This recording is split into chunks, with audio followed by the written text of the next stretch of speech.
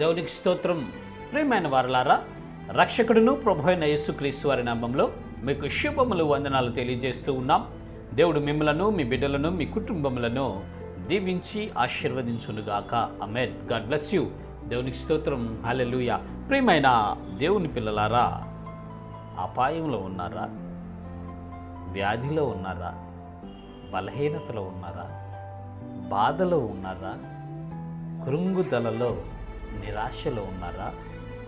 నీ కుటుంబంలో ఏదైనా ఒక ఉపద్రవం జరిగిద్దని, ఒక ప్రమాదం పొంచి ఉందని, కుటుంబానికి క్షేమమే లేదని బాధపడుతూ, టెన్షన్ పడుతూ, భయపడుతున్నారా?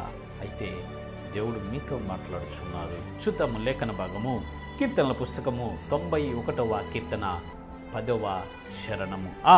నీకు అపాయమేమి రాదు, ఏ తెగులును నీ గుడారమును సమీపించదు. దేవునికి స్తోత్రం. హల్లెలూయా.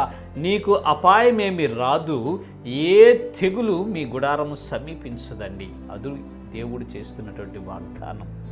నీకు అపాయమేమి రాదు, ఏ తెగులు నీ గుడారము సమీపించదండి. అనారోగ్యం వచ్చిందని, వ్యాధి కలుగుతుందని, ఇక నేను బ్రతకనేమోనని నువ్వు భయపడుతున్నావా సహోదరి, సహోదరుడా? నా కుటుంబంలో నా బిడ్డల పరిస్థితి ఏంటో, నా కుటుంబ పరిస్థితి ఏంటో, అపాయాలు సంభవిస్తాయేమో, తెగులు వస్తుందేమోనని నువ్వు భయపడుతున్నావా సహోదరి, సహోదరుడా?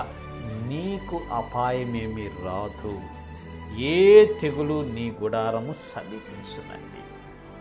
అనవసరమైనటువంటి భయము చేత, అనవసరమైనటువంటి ఆలోచనల చేత ఓవర్ థింకింగ్ చేసుకొని నీవు భయపడుతూ, ఇంట్లో వాళ్ళని భయపెడుతూ, టెన్షన్ పడుతూ ఉంటూ ఉన్నావు సహోదరి, సహోదరుడా. అయితే దేవుడు మీతో మాట్లాడుతున్న మాట, అపాయము నీకు ఏమీ రాదు, ఏ తెగులు నీ గుడారం సమీపించదండి. ఎందుకంటే దేవునికి సమస్తము తెలుసు. ఆయన ఆజ్ఞ లేకుండా, ఆయన చిత్తము లేకుండా మన తల వెంట్రుకలలో ఒక్క వెంట్రుక కూడా రాలిపోదంట. అంతగా దేవుడు మన పట్ల కేర్ తీసుకుంటున్నాడు. అంతగా దేవుడు మన పట్ల శ్రద్ధ వహిస్తూ ఉన్నాడు. ఆకాశ పక్షులు, పిచ్చుకలు, కాకులు వీటన్నిటినీ శ్రద్ధ తీసుకుని ఆహారం పెడుతున్నటువంటి దేవుడు, ఆయన పోలిక చొప్పున, ఆయన స్వరూపంలో ఉన్నటువంటి మనలకు ఇంకా ఎంత శ్రద్ధ తీసుకుంటాడు దేవుడు మన పట్ల. ప్రతిదీ మన యందు ఆయన శ్రద్ధ చూపిస్తున్నాడండి. ప్రతి చిన్న విషయం దగ్గర నుంచి అతి పెద్ద విషయం వరకు అన్ని విషయాల్లో దేవుడు మనకి సహాయం చేస్తూ ఉంటాడు. ప్రియమైన సహోదరి, సహోదరులారా, మీరెందుకు భయపడుతున్నారు? మీరెందుకు కృంగిపోతున్నారు? మీరెందుకు కలవరపడుతున్నారు? మీరెందుకు నిరాశలోకి, నిస్పృహలోకి వెళ్ళిపోతున్నారు? నీకు అపాయమేమి రాదు, ఏ తెగులు మీ గుడారము సమీపించదు సహోదరుడా, సహోదరి. దేవుని యందు విశ్వాసం ఉంచండి, దేవుని యందు విశ్వాసం ఉంచండి, దేవుని యందు విశ్వాసం ఉంచండి. ఇప్పుడు నీకు చిన్న వ్యాధి వచ్చిందేమో, ఇప్పుడు నీకు హెల్త్ బాగలేదేమో, ఇప్పుడు నువ్వు ఓటమి పాలై ఉన్నావేమో, ఇప్పుడు నువ్వు కొన్ని పరిస్థితులు వలన నువ్వు దిగజారిపోతున్నావేమో, కొన్ని పరిస్థితులు నిన్ను అగమ్య గోచరంలోకి నెట్టివేస్తున్నాయేమో. అయితే దేవుని యందు విశ్వాసం ఉంచు సహోదరుడా, దేవుని యందు విశ్వాసం ఉంచు, దేవుని యందు విశ్వాసం ఉంచండి. మీకు అపాయమేమి రాదు, ఏ తెగులు మీ గుడారము సమీపించదండి.